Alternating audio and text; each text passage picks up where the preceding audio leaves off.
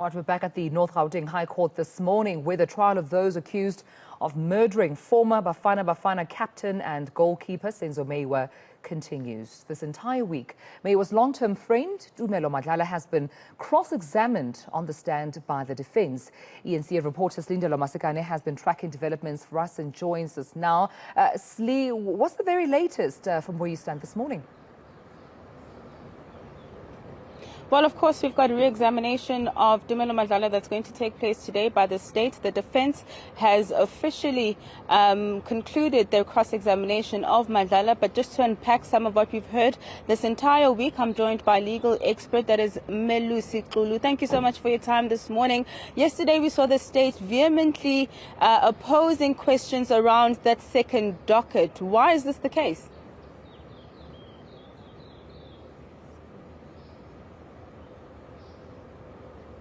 I believe the reason why Advocate Baloyi of the state doesn't want the docket 375 of 2019 to be dealt with in this matter is because it puts the witnesses that are still going to come, even Madlala, in a very negative position, because they are alleged to be accused in 375, so their testimony cannot be trusted.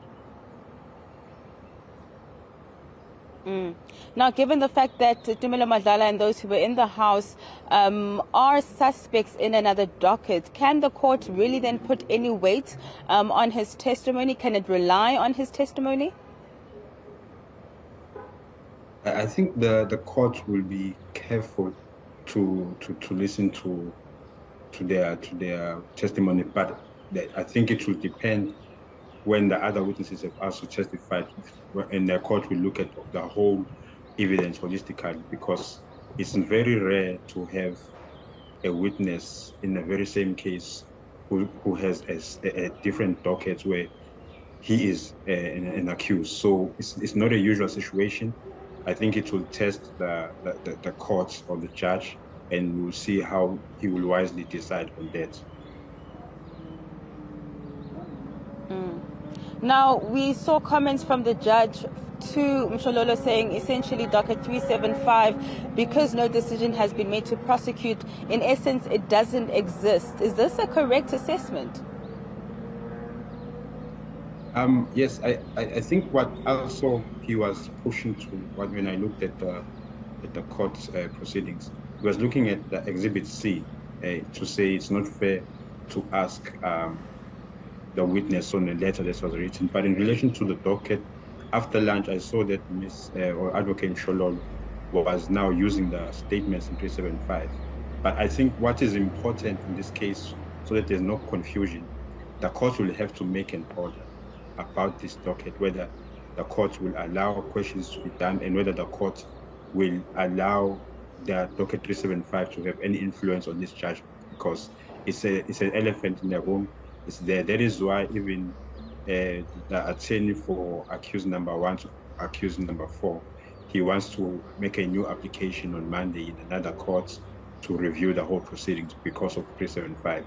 So we're having issues now and then about 375. I think there'll have to be a decision that will be made. Lastly then, Mr. Xulu, can you just tell us what we can expect in re-examination? Okay, look, the whole purpose of re-examination, just to assist the viewer, is to put some clarity on questions that came out during cross-examination. So what the prosecutor wants to do, or the Advocate Baloyi, he wants to put clarity on those questions or those issues that came out during cross-examination. But what he is not allowed to do is to sneak in new evidence. That is why you will see, if that happens, you will see the advocates, the attorney, they will object to that, because he will be now trying to, put in new evidence that was never discussed during the cross-examination. Thank you so much for your time this morning. That is legal expert Mr. Melusi Xulu, unpacking the cross-examination that we've heard this week, as well as what we can expect during re-examination this morning. It's back to you in studio.